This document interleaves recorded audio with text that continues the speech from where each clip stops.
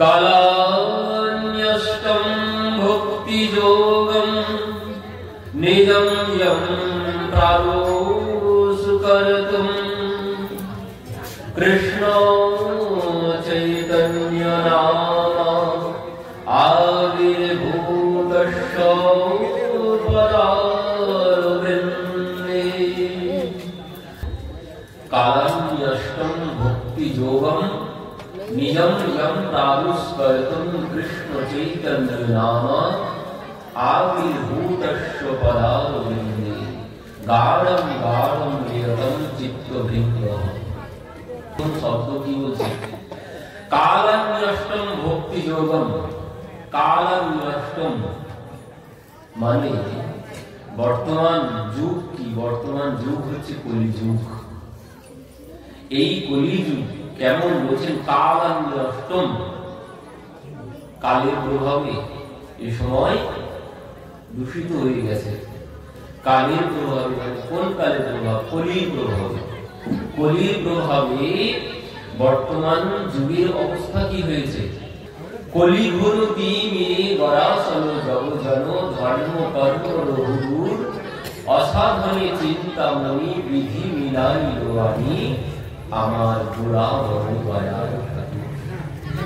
কলি ঘোর তিমিরে গরাসল জগজন। এই কলি, কলি কি করেছে বলছেন? সমস্ত জগৎবাসীকে গ্রাস করেছে। এই কলি সমস্ত জগৎকে গ্রাস করেছে।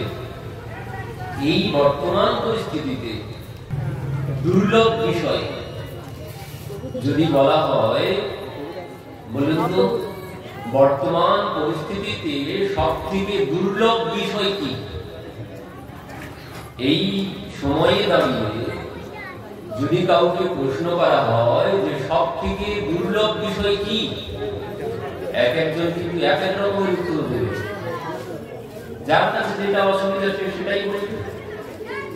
কারোর কাছে কি বলবে? কেউ বলবে বর্তমান যুগে ভালো সন্তান পাওয়া বড় দুর্লভ, কেউ বলবে ভালো পত্নী পাওয়া বড় দুর্লভ, কেউ বলবে ভালো পতি পাওয়া বড় দুর্লভ। এক একজন এক এক রকম বলবে। কেউ বলবে বড় অর্থ উপার্জন করা বড় দুর্লভ। বর্তমান পরিস্থিতিতে অর্থ উপার্জন করাও বড় কষ্টের। তো একজনের কাছে এক এক জিনিস দুর্লভ। কিন্তু তুলসীদাসজির কাছে এই প্রশ্ন করা হয়েছিল। তুলসীদাসজির কাছে এই প্রশ্ন করা হয়েছিল যে বর্তমান যুগে সবথেকে দুর্লভ বিষয় কি? এ সময়ে সবথেকে দুর্লভ বিষয় কি? তুলসীদাসজি বলছেন এ সময়ে সবথেকে দুর্লভ বিষয় হচ্ছে ও যে যাই বলুক না কেন, যে যেটা পাচ্ছে না সে বলবে এটাই সবথেকে বড় দুর্লভ। যার যেটির অভাব আছে সে বলবে সেটাই সবথেকে বড় দুর্লভ। কিন্তু না, এগুলো কোনোটাই দুর্লভ নয়। দুর্লভ কি? তুলসীদাসজি বলছেন সুতো দ্বারা লক্ষ্মী পাপিনী কে ভি হয়ে। বলছেন ও সুতো পুত্র, লক্ষ্মী মানে অর্থ, অর্থ পাওয়া যাবে, ও পুত্রও পাওয়া যাবে, কন্যাও পাওয়া যাবে, পত্নীও পাওয়া যাবে, পতিও পাওয়া যাবে, খুঁজলে পাওয়া যাবে। কিন্তু পাওয়া যাবে না কি? বলছেন সন্ত সমাগম হরি কথা তুলসী দুর্লভ হয়ে।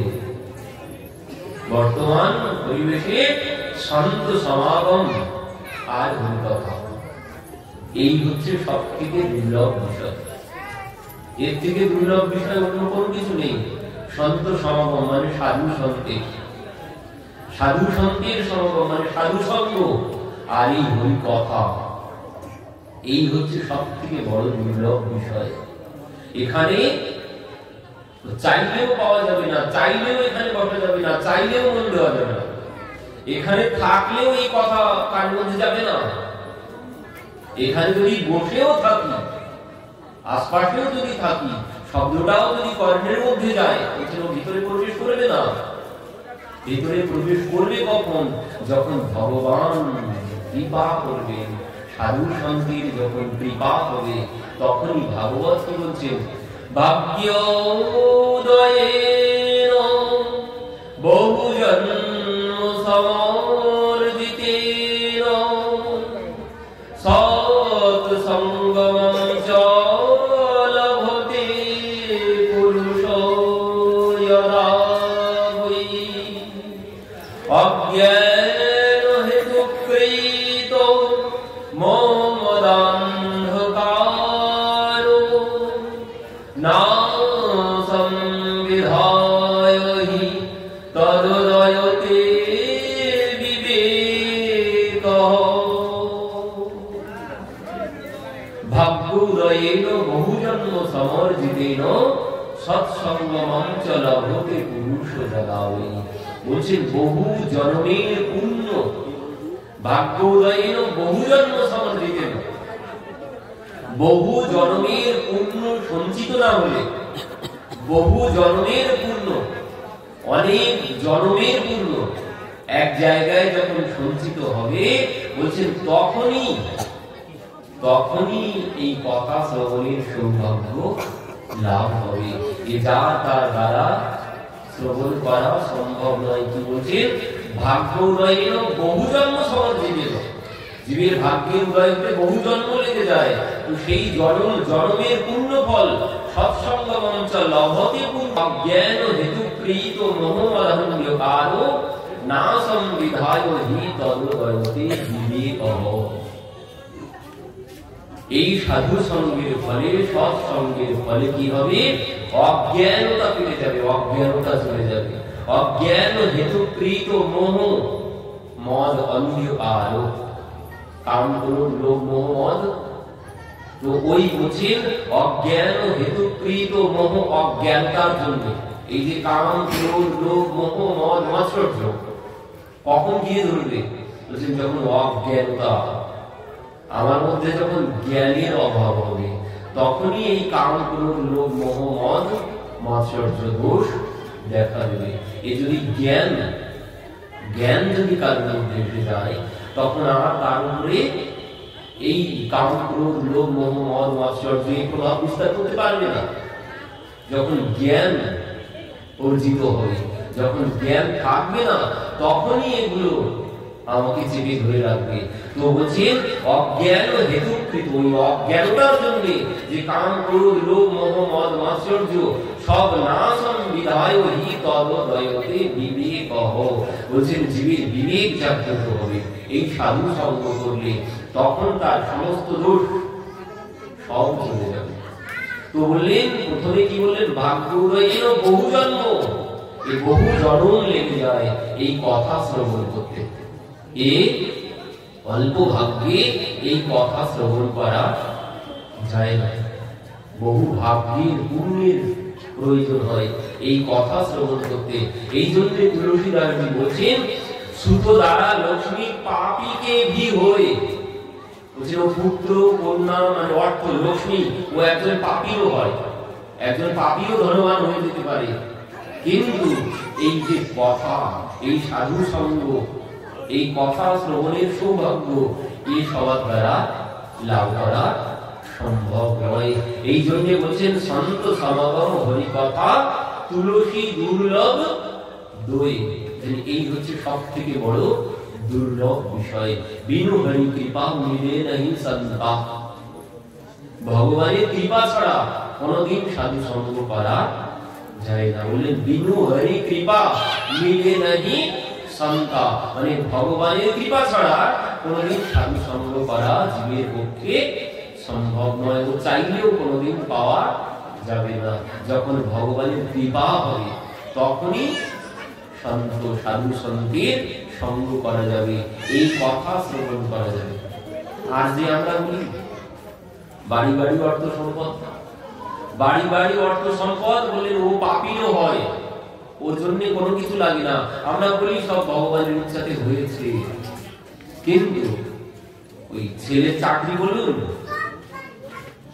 বড় বাড়ি বলুন বড় কাজ বলুন এসব কিন্তু কোনোটাই ভগবানের কৃপাতে হয় না এসব কিন্তু কোনোটাই ভগবানের কৃপাতে হয় না।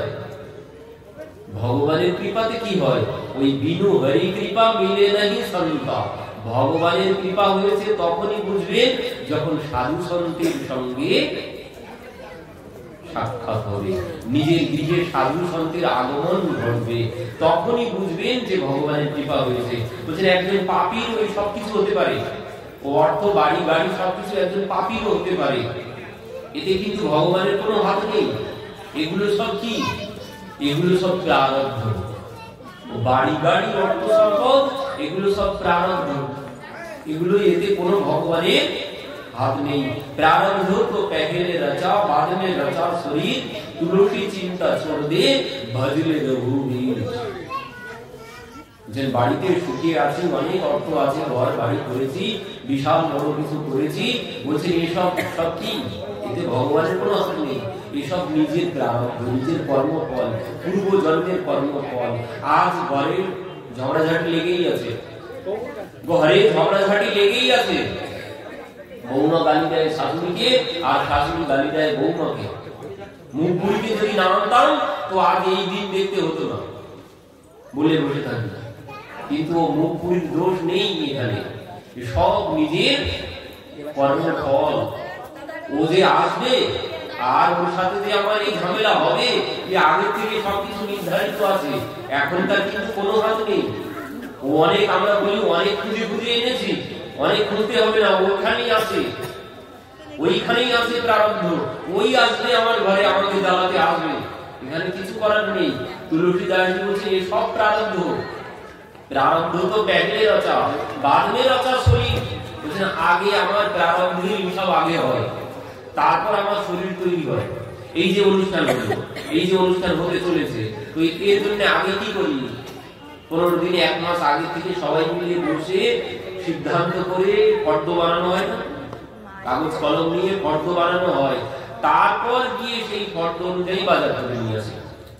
তো ঠিক তেমন আমার জন্মগ্রহণের আগে, আমার জন্মগ্রহণের আগে আমার যে পূর্ব জন্মের প্রারব্ধ কর্মফল আছে, সেই নিয়ে আগে সব বসা হয়, বসে সেই কর্মফলের লিস্ট তৈরি করা হয়। সেই লিস্ট অনুযায়ী যেখানে গেলে ওই কর্মফল ভোগ করতে পারবো, যেখানে গেলে আমার ওই পূর্বের কর্মফল ভোগ করতে পারবো, সেখানে আমার জন্ম হবে। এ কিন্তু আজকের কোনো কিছু না, সব আগে, সবকিছু আগে নির্ধারণ করা আছে যে আমার পিতা এমন হবে, আমার মাতা এমন হবে, আমার ছেলে এমন হবে, আমার বৌমা এমন হবে, আমার ঘর বাড়ি এমন হবে, সবকিছু। এখনকার কিন্তু কোনো কিছু না, সব পূর্ব জন্মের প্রারব্ধের ফল এখন যা করছে।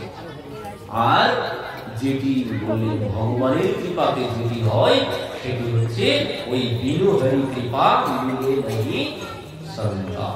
ভগবানের কৃপা না হলে কোনদিন সাধু সন্তের সাথে সাক্ষাৎ হবে না, সাধু সন্তের আগমন গিয়ে হবে না, যতদিন না ভগবানের কৃপা হচ্ছে। তো বলছে এই সময়ে বর্তমান পরিস্থিতিতে সব থেকে বড় দুর্লভ বিষয় হচ্ছে এই সন্তের সমাগম আর হরিকথা।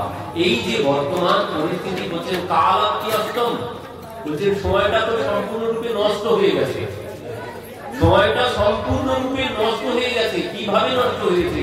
বললেন কলিঘোর নিয়ে গড়াচল জগজন ধর্ম কর্ম বহুদূর।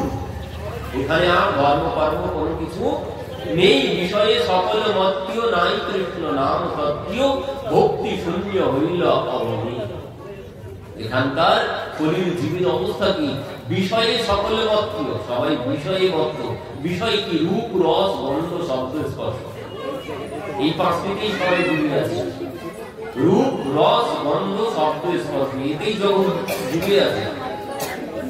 বলছে বিষয়ে সকলে মত্তীয় নাই কৃষ্ণ নাম তত্ত্ব।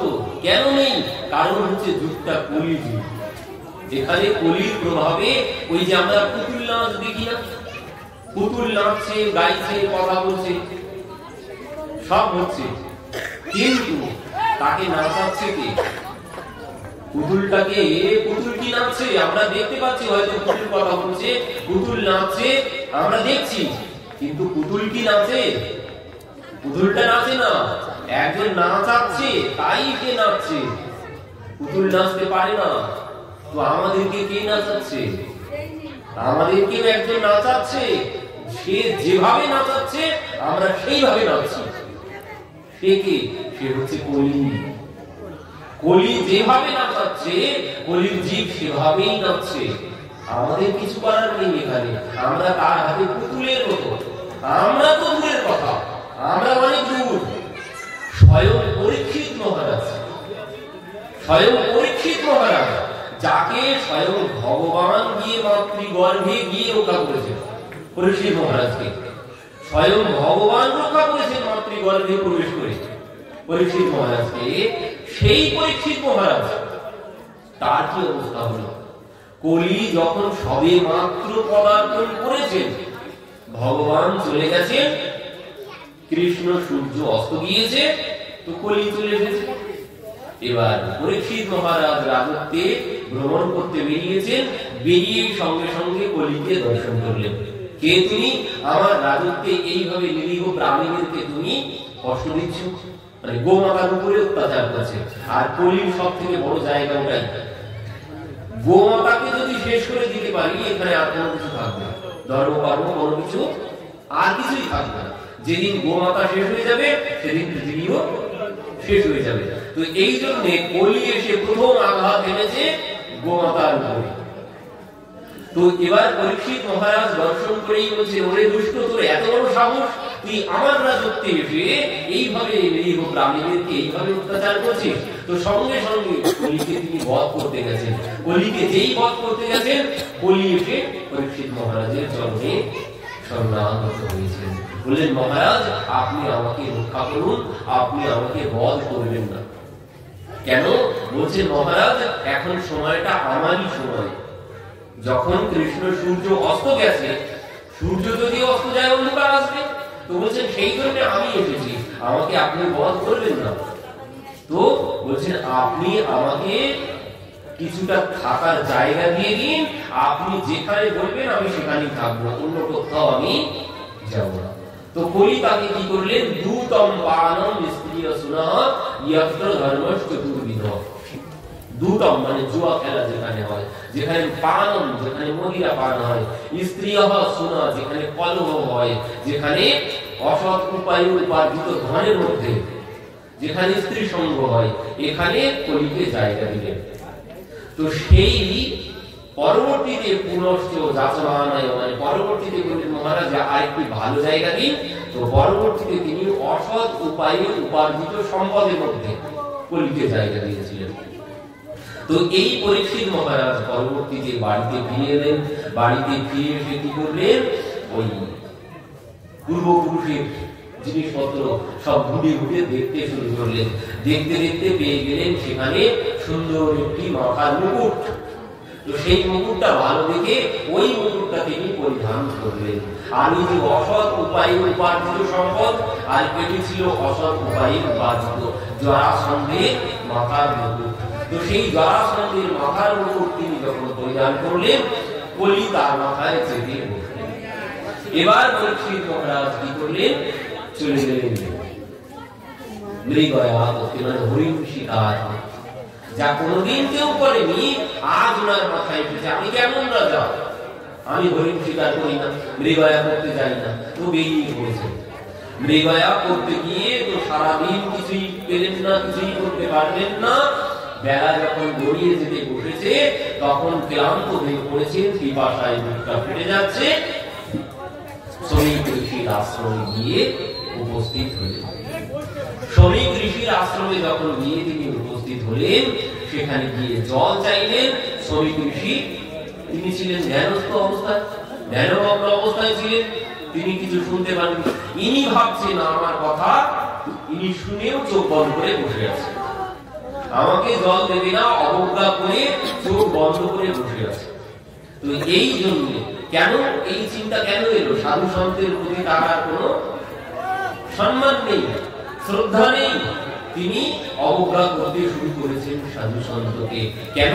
ওই যে মাথায় কলি বসে আছে, মহারাজ করছে না, ও কলি নাচাচ্ছে, তাই পরীক্ষিত মহারাজ নাচছে। কলি যেভাবে সুতো টান দিচ্ছে, উনিও সেইভাবে নাচতে শুরু করেছেন। এবার কি করলেন? বলছেন, ঠিক আছে, আমারই রাজত্বে থাকো, আর আমি জল চাইলাম আমাকে দিবে না, চোখ বন্ধ করে বসে আছো। তো ঠিক আছে, সাধু সন্তকে তো এইভাবে মানায় না, গলায় তো একটা মালার প্রয়োজন আছে। তো পাশে মৃত সর্প পড়েছিল, গলায় সেই মৃত সর্প ঝুলিয়ে দিলেন। এবার যখন তার পুত্র শৃঙ্গী জানতে পারলেন যে এই ঘটনা হয়েছে, সঙ্গে সঙ্গে শৃঙ্গী অভিশাপ দিলেন, ইতি লঙ্ঘিত মর্যাদায়ম তক্ষক সপ্তমেহনি দংশিত স্মকুলম গারম চোদিত মে তদুগ্রহ। বলছেন যে কুলাঙ্গার এই কর্ম করেছে, আজ থেকে সপ্তম দিনের মধ্যে তক্ষক দংশনে তার মৃত্যু হবে। পরীক্ষিত মহারাজ যখন বাড়িতে এসেছে, বাড়িতে এসে মাথার মুকুটটা খুলেছে, আর যেই মুকুটটা খুলেছে মাথা থেকে কলি নেমে গেছে, আর যেই কলি নেমে গেছে সঙ্গে সঙ্গে তিনি অনুতাপ করতে শুরু করেছেন, হায় হায় হায়, আমি কি করলাম, আমার কুলের মুখে তো আমি কালি লেপন করলাম, অবমায়া নীচ মনাজবাদ পেতাম, আমি কত বড় নিচু কর্ম করলাম। যে বংশে সাধু সন্তের এইভাবে, মানে কেউ কোনোদিন এমন ভাবে সাধু সন্তকে অবমাননা করেনি, আর সেই কর্ম আমি করলাম। যেখানে পাণ্ডব বংশে আমার জন্ম হয়েছে, যে বংশে স্বয়ং ভগবান থাকতেন, যে বংশে স্বয়ং ভগবান আমাকে রক্ষা করলেন, আর সেই আমি সাধু সন্তকে এইভাবে অপমান করলাম, বলে এই জীবন আর রাখা যায় না। সঙ্গে সঙ্গে সংবাদ পেলেন যে তার তক্ষক বংশের মৃত্যু হবে আজ থেকে সপ্তম দিনের মধ্যে। সংবাদ পেলেন, তখন তিনি শান্ত হলেন যে আমার উচিত শাস্তি হয়েছে। তো এই যে কর্ম করলেন যিনি পাণ্ডব কুলতিলক পরীক্ষিত মহারাজ, আর কলি তখন সবে মাত্র এসেছে, সবে মাত্র এসেছে। আর এখন বর্তমান পরিস্থিতি সম্পূর্ণটাই কলি আমাদেরকে গ্রাস করে ফেলেছে। আমাদেরকে কলি যেভাবে নাচাচ্ছে আমরা সেভাবেই নাচছি। কলি মানে কি? কলি মানে কলহ। কলি মানে কলহ। যেখানে ভগবান নেই সেখানে কলি আছে, যেখানে আলো নেই সেখানে অন্ধকার আছে, যেখানে ভগবান নেই সেখানে কলি আছে। তো এখন চারিদিকে যেদিকে দেখবেন সেদিকেই কলহ, যেখানে যাবেন ও প্রতি ঘরে ঘরে কলহ ছাড়া কোনো ঘর নেই। কেন নেই? কারণ যুগটা হচ্ছে কলির। এই জন্য সমস্ত স্থানে কলহ ছাড়া কোনো কিছু নেই। ও যেখানে ভগবানের কথাও হতে যাবে ও সেখানে পরিবেশ পাওয়া যাবে না। কেন পাওয়া যাবে না? এটাও কলি প্রভাব। কলি সমস্ত জায়গাতেই, সমস্ত স্থানেই তার প্রভাব সে বিস্তার করে রেখেছে।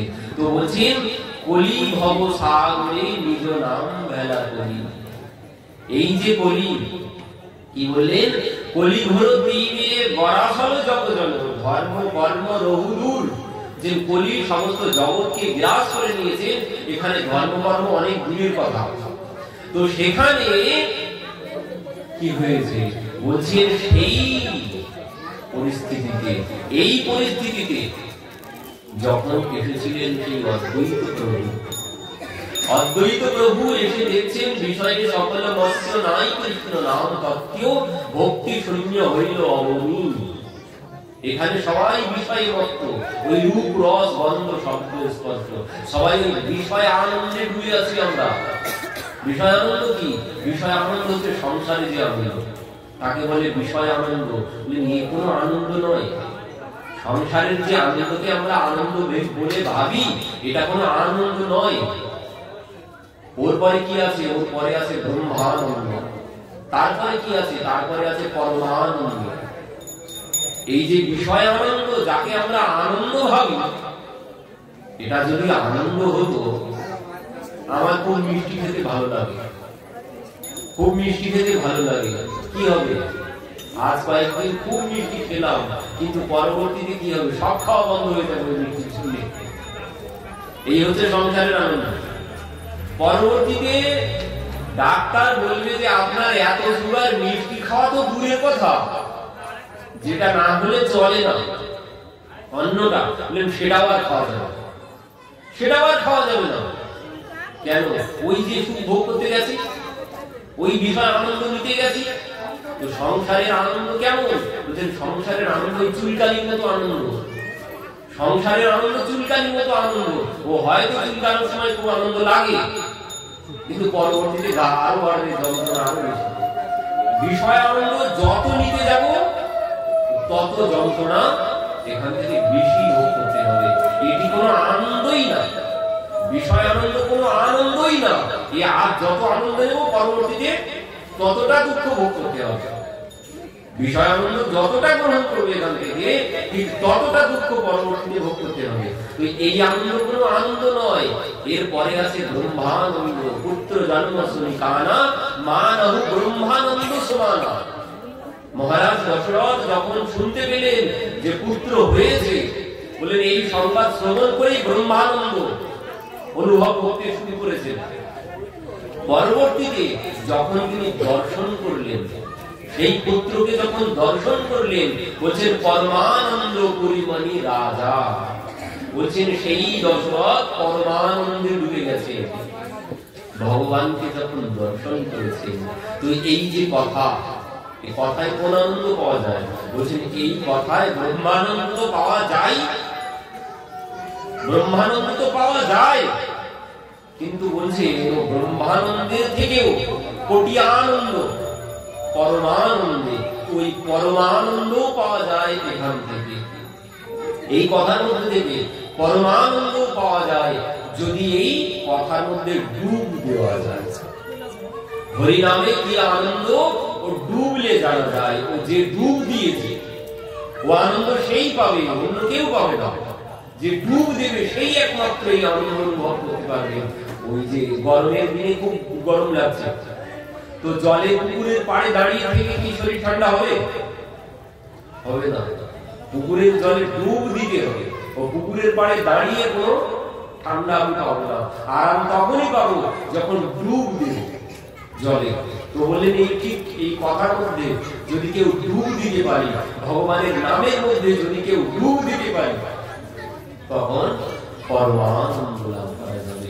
আর এই পরমানন্দের কাছে জগতে আর কোনো আনন্দ নেই। একমাত্র এই পরমানন্দ ভগবানের কথাতেই পাওয়া যায়। ভগবানের কথাতে যদি ডুব দিতে পারি, তাহলে এখান থেকে পরমানন্দ পাওয়া যাবে। আর এই পরমানন্দের স্বাদ যখন একবার পেয়ে যাব, পরমানন্দের স্বাদ যখন একবার পেয়ে যাব, তখন কিন্তু আর ওই বিষয় আনন্দ আর ভালো লাগবে। কিন্তু আমরা ওই আনন্দের সন্ধান জানি না, ঠিকানা জানি না। আমাদের অবস্থা কি হয়েছে? ওই উটের মতো বা কুকুরের মতো। উট বা কুকুর কি করে? ওই হাড় যখন চিবায়, বলছেন ওই হাড়ের থেকে তো কিছু পায় না, হাড়ের থেকে কোনো কিছু পায় না। ও পায় কোথা থেকে? বলছেন ওই নিজের দাঁতের থেকেই রক্ত ঝরতে শুরু করে। ওই হাড় চিবাতে চিবাতে নিজের দাঁতের থেকে রক্ত ঝরতে শুরু করে, আর ভাবে ওই ওর ভিতর থেকেই রক্তের স্বাদ পাচ্ছে।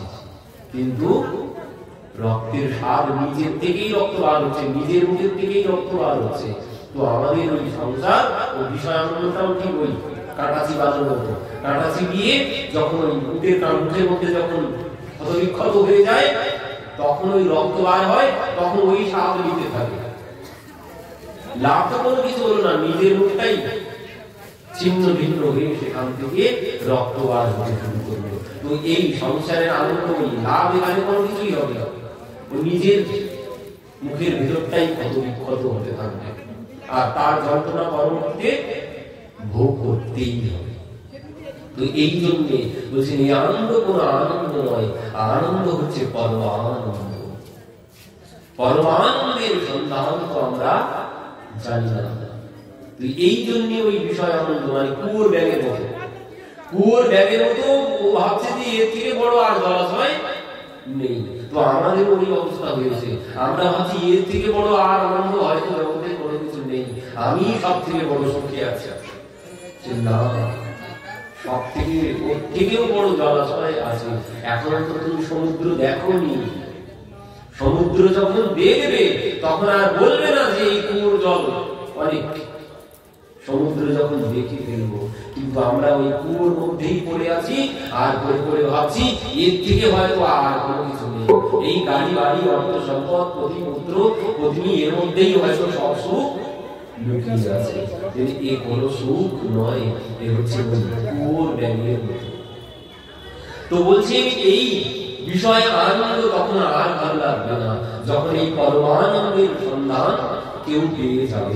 তো এই পরমানন্দ এই কথার মধ্যে আছে। তো বলছেন